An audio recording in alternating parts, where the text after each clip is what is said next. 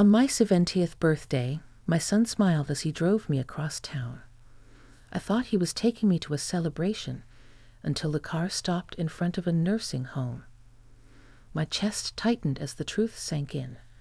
But what happened next will shock even those who thought they'd seen everything.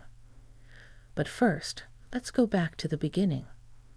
I turned 70 that morning with a kind of tender anticipation, the way a child waits for candles to be lit on a cake. I had told myself not to expect much. Age teaches you not to hang your happiness on others, but still, I couldn't help hoping. William had called the night before, his voice oddly cheerful, and told me he had a special surprise for me. He said it like it was a secret wrapped in ribbons. For a moment, my heart had fluttered.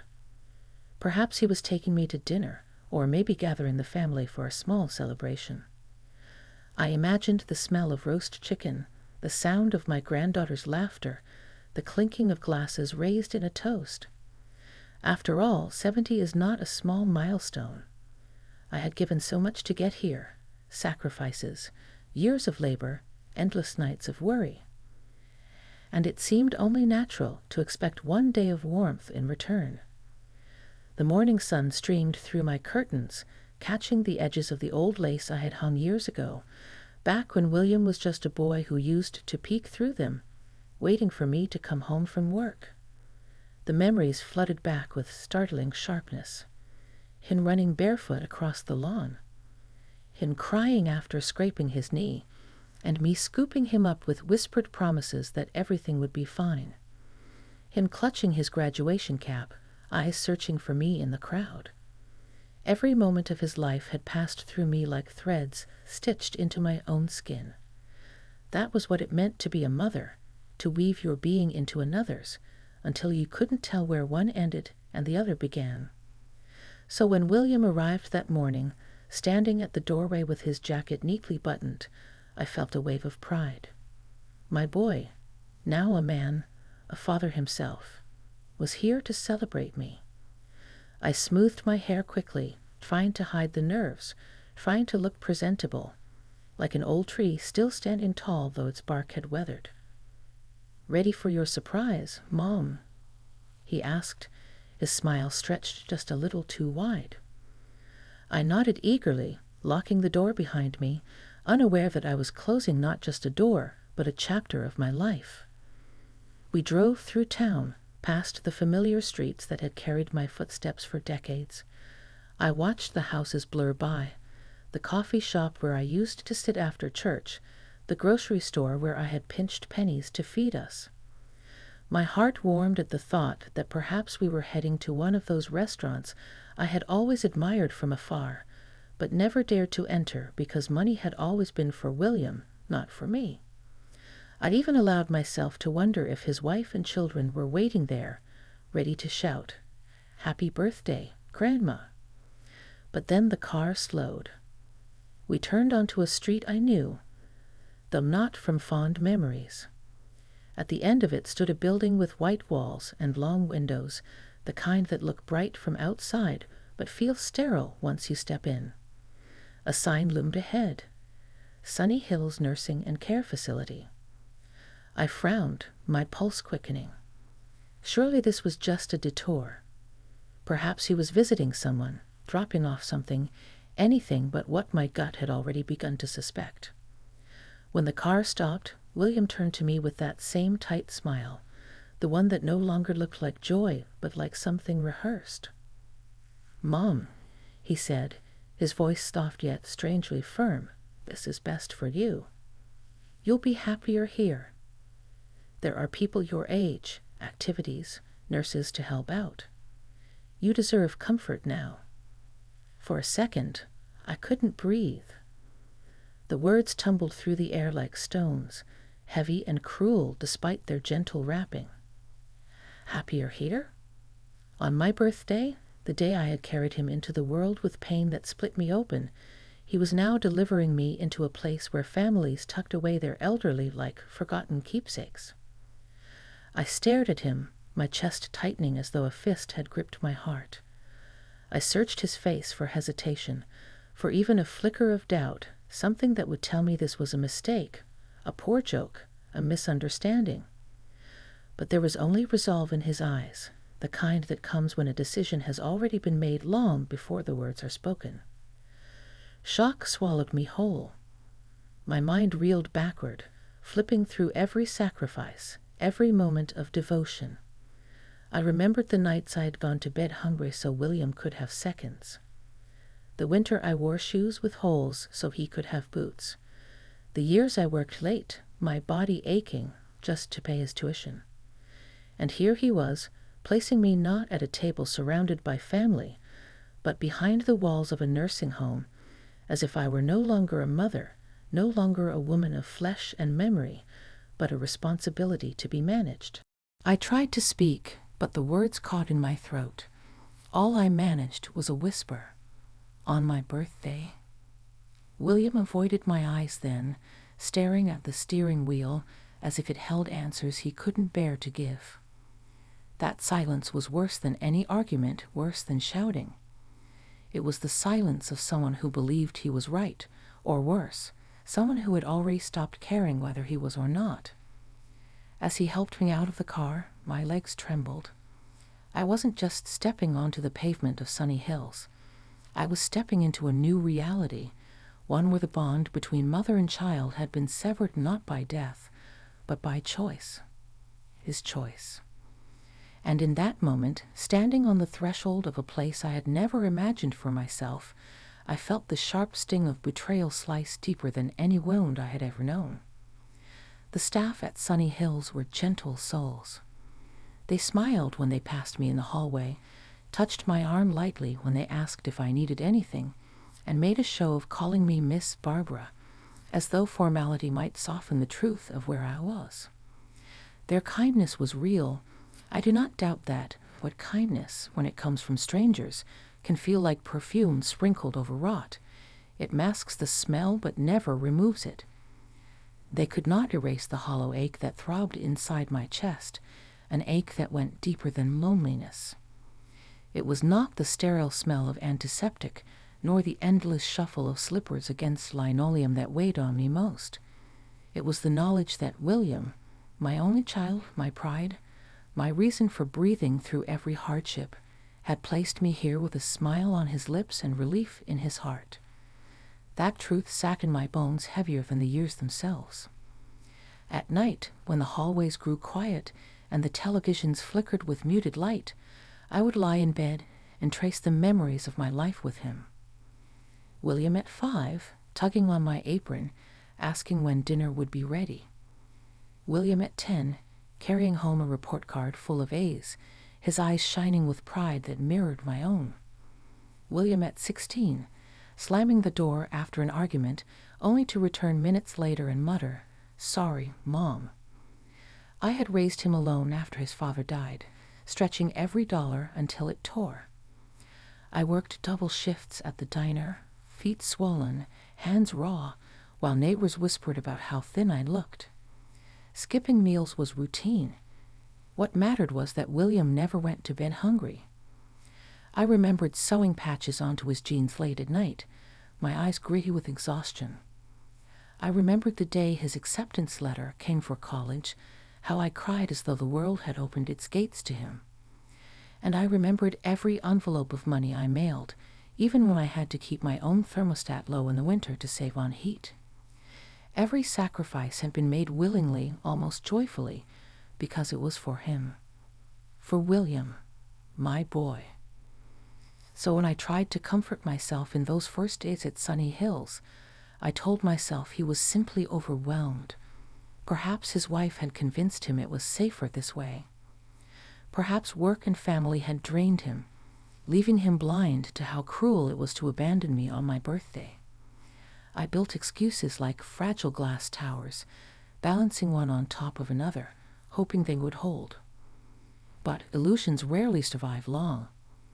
One afternoon, I was sitting near the common room window, pretending to knit, though my hands trembled too much to keep the stitches even. William's voice floated from behind me, low but unmistakable. He was on the phone with his daughter, my granddaughter.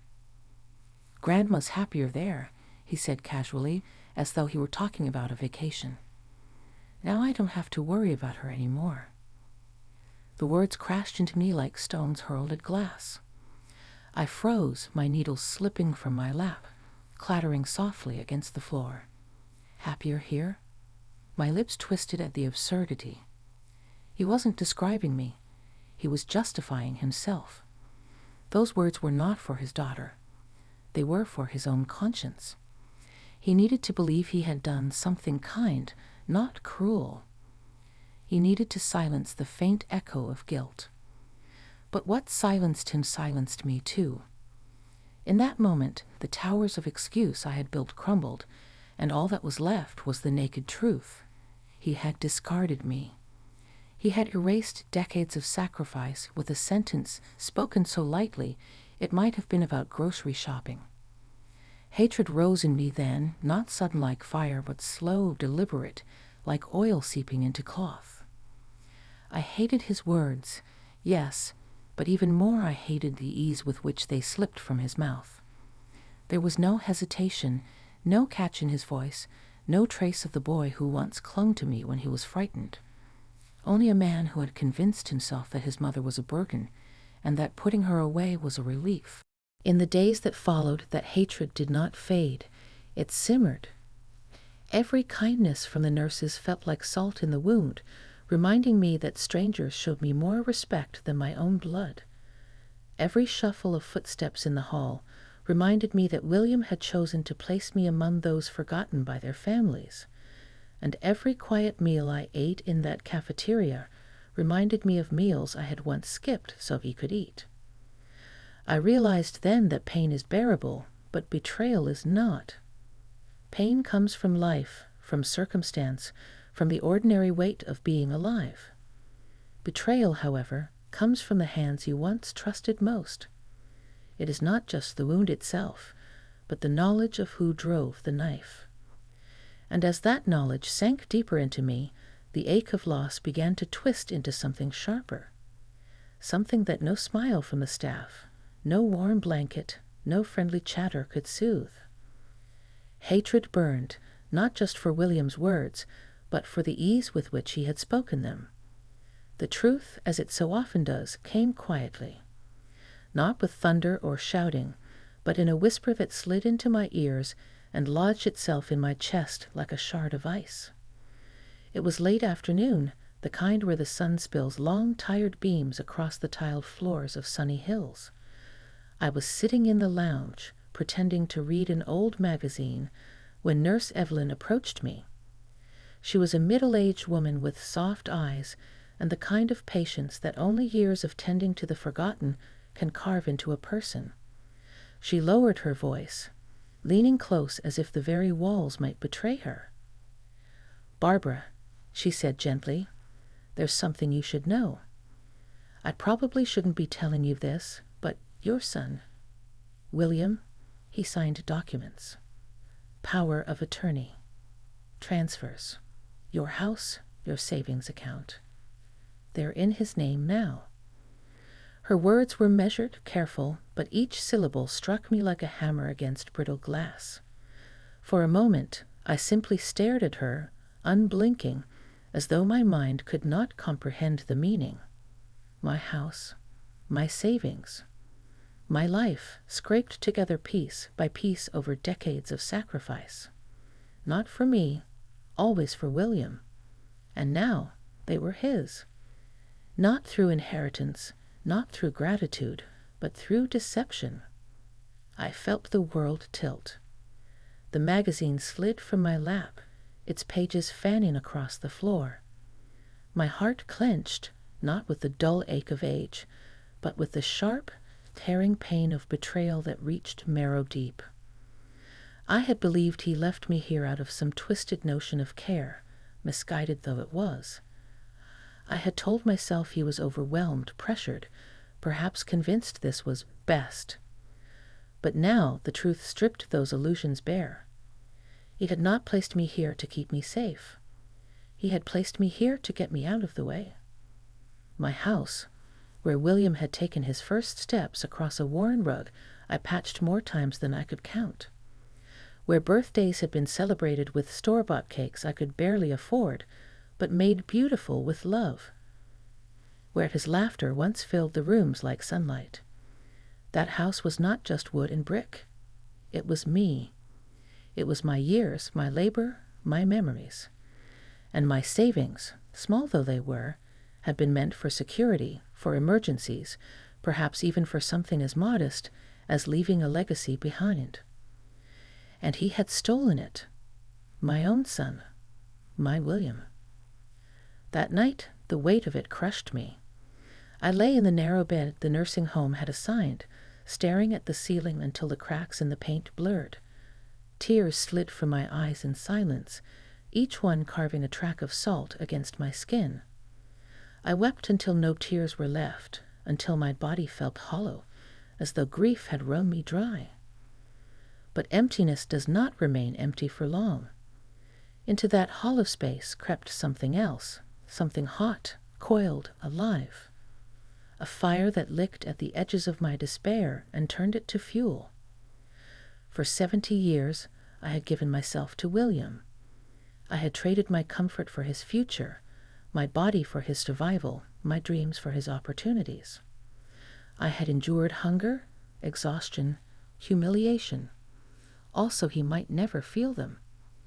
And he had repaid me not with love, not with gratitude, but with theft, with betrayal, with the cold calculus of money over blood.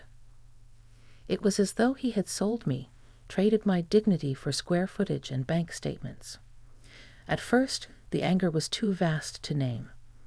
It pressed against my ribs, clawed at my throat. I thought of his smile when he left me here, how tightly he had gripped the steering wheel, as though steadying himself for a truth he already knew I would discover. He had expected me to accept it, to wither quietly in this place, while he and his family lived under the roof I had paid for with the years of my life. But he had miscalculated. I was old, yes. My hands shook when I held a needle. My knees ached when I stood. But age does not erase memory. It does not erase will. It does not erase the steel forged by decades of sacrifice. If anything, it sharpens it.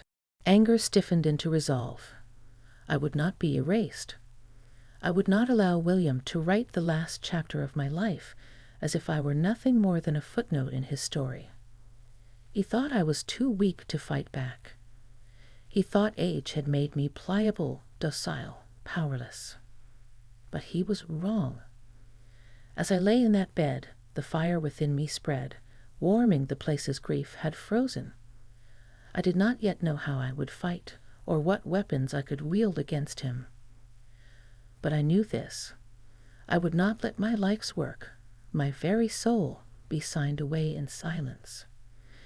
If William had gambled on my weakness, then he had forgotten who raised him. He had forgotten the woman who endured storms without flinching, who carried the weight of 2 lives on her back, who built something out of nothing so he could stand tall. And he would remember. The first step toward reclaiming myself was reaching for the past, for someone who remembered me not as an aging resident of a nursing home, but as Barbara, the woman who once stood tall beside her husband. That someone was Gerald. He had been William's godfather in name, though the years had dulled that title into little more than a memory. A retired lawyer now, widowed like me, he had kept his mind sharp, even as time bent his back. When I called him, my voice shaking with both shame and urgency, he didn't hesitate.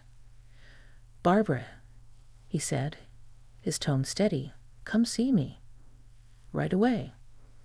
Sitting across from him in his small, book-lined office felt like stepping back into a world where justice still had teeth. The shelves behind him sagged under the weight of leather-bound law volumes, their spines cracked from use.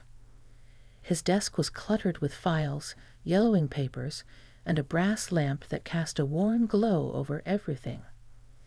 Gerald himself looked older, of course, but when I explained what William had done, his eyes sharpened with a fire that belonged to the man I remembered. When I finished, his jaw clenched. He leaned forward, folding his weathered hands on the desk. "Barbara," he said, his voice cutting through my tremor, "what William did isn't just betrayal. It's exploitation. He forged your trust, and from what you're telling me, likely forged much more. We'll fight this." In that moment, something inside me shifted. For weeks, I had been the discarded mother, drifting in shock, suffocated by grief. But now, with Gerald's words ringing in my ears, I felt the faintest spark of strength. Someone believed me. Someone saw not a weak-old woman, but a person who still had rights worth defending. Together, we began the work. Gerald was meticulous, every bit the lawyer he had once been. He guided me through the layers of deceit William had constructed. The forged documents, my signature shaky in places where I had never signed, the suspiciously timed transfers of funds, all aligning perfectly with the day William placed me in Sunny Hills, the rushed paperwork drawn up with calculated precision to strip me of everything in silence. Each piece of evidence was another stitch in the tapestry of his greed, another nail in the coffin of my son's deception. As I watched Gerald lay it all out, I felt a transformation begin within me. My grief had been heavy, my despair paralyzing. But now, as page after page revealed the scale of William's betrayal, I felt anger crystallize into resolve. My life story would not end as a footnote to my son's ambition. At night, back in the narrow bed at the nursing home, I no longer wept. Instead, I replayed every conversation, every interaction, scouring my memory for details Gerald could use. I thought of the papers William had slipped in front of me under the guise of routine signatures. I remembered the way he avoided my eyes when I asked about finances. Each recollection became a weapon, sharpened by the clarity of hindsight. It wasn't easy. Some nights, exhaustion weighed on me, and I wondered if perhaps William had been right, that I was too old, too tired, too worn to fight. But then I would think of the house, of the walls that had carried the echoes of my life, of the kitchen where I had bent over hot stoves to keep him fed, of the nights I had counted pennies by lamplight while he slept in comfort. Those memories were not his to take. They belonged to me. And so I pressed on. Gerald, with his steady voice and piercing logic, became my anchor. He treated me not as a fragile relic, but as a partner, his equal in this fight. He never softened the truth. What lay ahead would be long, difficult, and bruising. But he reminded me that justice, though slow, was not beyond reach. For the first time in weeks, my voice no longer trembled when I spoke. My back straightened. My words gained weight. When I looked in the mirror, I no longer saw a woman abandoned in the twilight of her life. I saw a survivor, a fighter, someone who had carried too much to be erased by the greed of her own son. I was not just Barbara, the forgotten mother tucked away in a nursing home. I was Barbara, a woman sharpening her will into steel, preparing to reclaim what had been stolen. The courthouse smelled faintly of varnish and old paper, a place where truths and lies were weighed until one crumbled. When I stepped inside beside Gerald, my heart pounded, but not from fear. It was the sound of resolve beating against my ribs. William was already there, seated near his attorney, his suit pressed, his posture carefully rehearsed. But when his eyes caught mine, walking in steady, chin lifted, something in his expression cracked. That polished confidence wavered, just slightly, like a mask slipping at the edges. He hadn't expected me to come. He thought I would cower, too old, too frail, too humiliated to face him in public. He had miscalculated. The proceedings began, the shuffle of papers and the rustle of the judge's robes filling the silence. William's lawyer painted a portrait of a dutiful son. He claimed I had chosen the nursing home, that it was for my comfort, that William was merely following my wishes. He gestured toward me as though I were a fragile relic unable to speak for myself. He argued I could not handle life alone, that my faculties were diminished, that I required supervision. I sat perfectly still, my back straight, refusing to let a tremor of outrage betray me. Let him speak. Let him dig. I knew the truth waited like a blade, and when it was unsheathed, it would cut through every falsehood. Then Gerald rose. His voice, though older, carried the sharpness of a man who had once commanded entire courtrooms. He began not with thunder, but with precision. Piece by piece, he dismantled the facade William had built. The first blow was the paperwork. Documents bearing my supposed consent, signatures that wavered in unnatural ways. Gerald held them up for the court to see, then produced samples of my true handwriting, steady and firm despite age. The difference was undeniable. Even the judge leaned forward, frowning at the obvious forgery. Next came the transfers. Bank records revealed large sums withdrawn and shifted directly into William's account, all within days of my arrival at Sunny Hills. The timing was too precise to be coincidence. The witnesses followed. Nurses from Sunny Hills, their voices steady, testified that I had been clear-minded, articulate, and fully capable of managing my own affairs. They told the court of my conversations, of my recollections, of my awareness. Their testimony shredded the narrative of a frail, confused old woman. As the tide turned, I watched William's composure erode. At first, he shifted in his chair. Then his jaw tightened, a bead of sweat tracing his temple. Finally, as Gerald's words grew heavier, his color drained, leaving his face pale, almost hollow.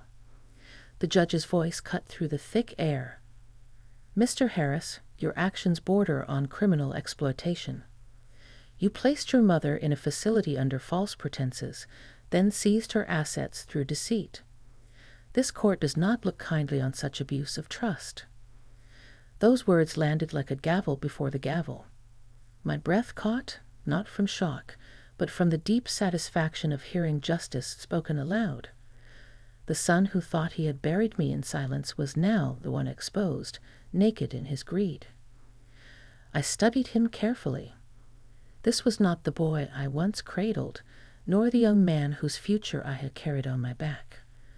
This was a stranger shaped by entitlement, undone by his own hunger for more. His eyes flicked to me once, a flicker of panic in them, as though searching for mercy in the very place he had tried to erase it. But there was none left to give. My anger, once raw and burning, cooled into something sharper, grim satisfaction. It was not joy to see him falter. It was justice. A balancing of scales long tipped against me. He had gambled on my weakness, and in doing so, he had buried himself beneath the weight of his own deception. The courtroom was silent except for the judge's pen scratching across paper. Every tick of the clock echoed like a drumbeat of finality. And in that silence, I felt something within me settle. For weeks I had been drifting, discarded, questioning whether my life had been reduced to nothing more than a burden. But here, under the harsh lights and the solemn gaze of the law, I reclaimed myself. When the judge adjourned, I rose slowly, steady on my feet. William remained seated, shoulders sagging, eyes fixed on the floor. His attorney whispered frantically to him, but he barely responded. The performance was over.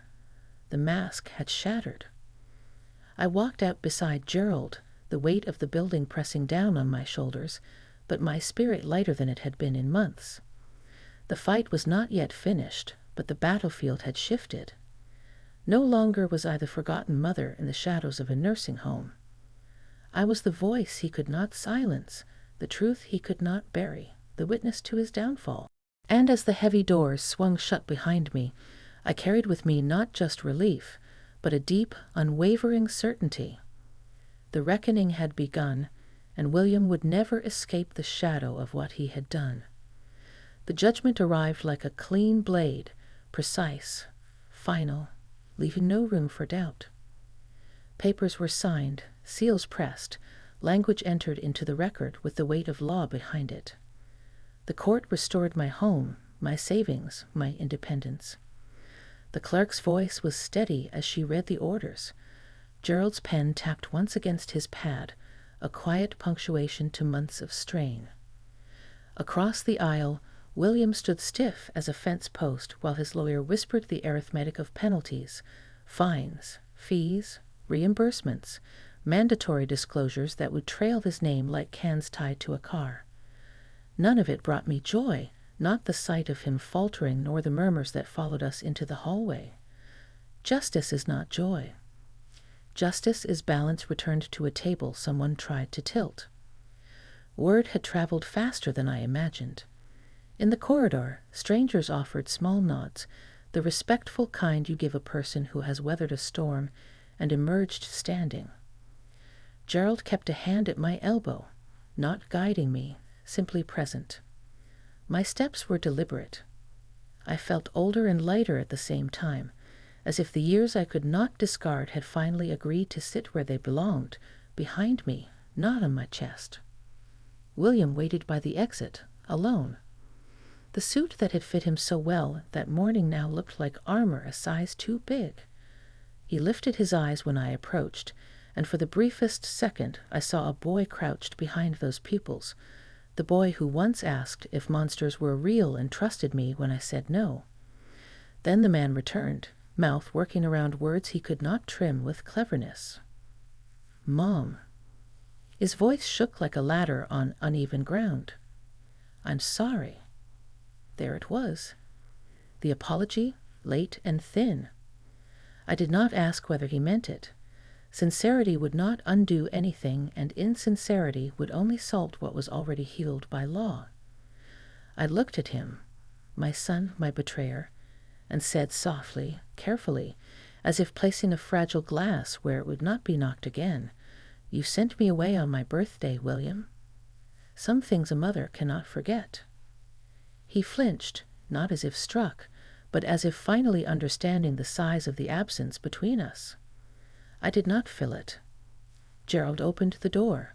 The spring gave its faint sigh, and the outside air met my face like water after thirst. The next movements were humble and exacting. Signatures returned into my hands. My keys, dropped onto my palm with their old familiar weight. A stamped letter authorizing the bank to reverse what should never have moved. None of these objects were grand. Yet each one fit my grip with the snugness of a truth restored. I had the same hands that had once packed William's lunches and patched his jeans. They trembled a little now, but they trembled with release, not fear. When I reached the gate of my street, the afternoon sun had begun its slow slant. The houses wore their usual faces, mailboxes half open, porches with potted plants, a bicycle leaning at an easy angle against a railing. Mine stood where it had always stood, unremarkable to any passerby, holy to me. The paint on the trim needed tending. The screen door had the same sticky catch. The front step still bore the shallow crescent where years of feet had taught the concrete to accept their shape. Nothing announces the return of dignity. It is not trumpets or headlines. It is the click of your key in your own lock. Inside, the air held the quiet smell of wood and dust. This was not neglect. It was simply time breathing. I stepped across the threshold and paused, like a person who has entered a church and wants to remember why they came. The living room stood as I had last arranged it.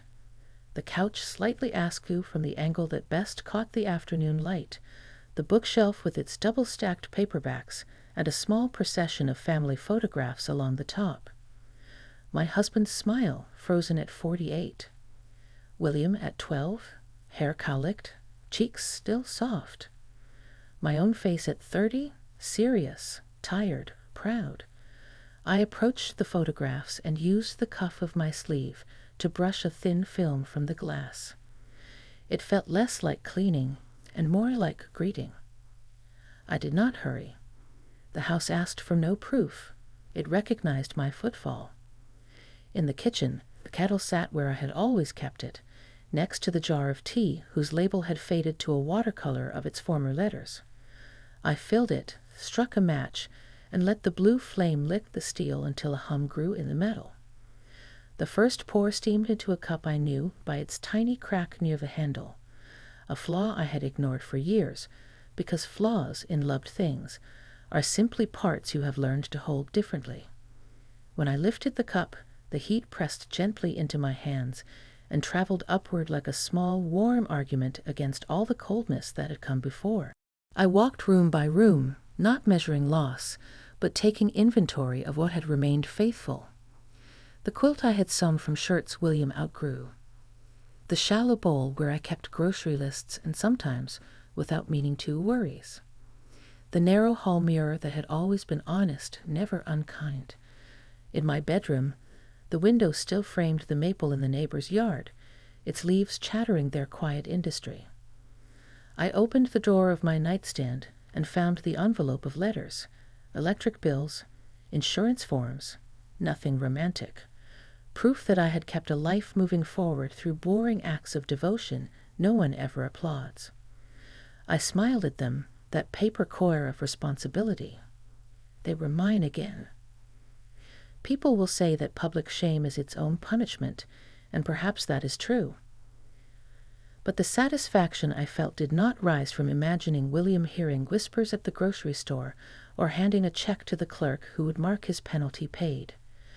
The satisfaction came from standing in rooms I had earned with muscle and patience, and from feeling that those rooms answered back, "You are the person who kept us. You are the person we kept." There was no bloating in it, only steadiness. Twice I caught myself listening for a sound that would not come. The door swinging open to announce a surprise dinner, laughter, as if the past had chosen to repair itself with a ribbon. The mind tries to bargain, even after scales have been balanced. I let the silence stand. Silence is not loneliness when it contains the truth. I cleared the small table by the window and set down the cup, now half empty, a ring of tea marking the wood like a seal. Through the glass, a neighbor walked her dog. She glanced up, recognized me, and lifted her hand. I returned the greeting with a nod. No explanations, no stories retold, just the ordinary acknowledgement between two people who share a street. The world does not pause for your victory. That is its mercy. It means you may live inside it again without wearing a banner. Evening braided itself through the house, soft and familiar. I closed the blinds, turned the deadbolt. A sound that wrapped itself around me like a sentence finally finished, and leaned my palm flat against the door. The grain met my skin with polite resistance, as if to say, "You have arrived. Enter yourself." I breathed in, and the breath did not catch. The weight of injustice, a dense stone I had carried from bed to chair to bed again, lifted, not with fanfare, but with the quiet, absolute shift of something put back where it belonged. Justice had been served, not as revenge, not as spectacle, as restoration. I did not forgive. I did not harden into stone. I reclaimed. In the measured light of my own kitchen, in the click of my own lock, in the soft scrape of my chair pulled to the table, I became again what I had always been beneath the bruise. A woman who endured, a woman who stood, a woman whose name could not be erased from the deeds she had written with her life.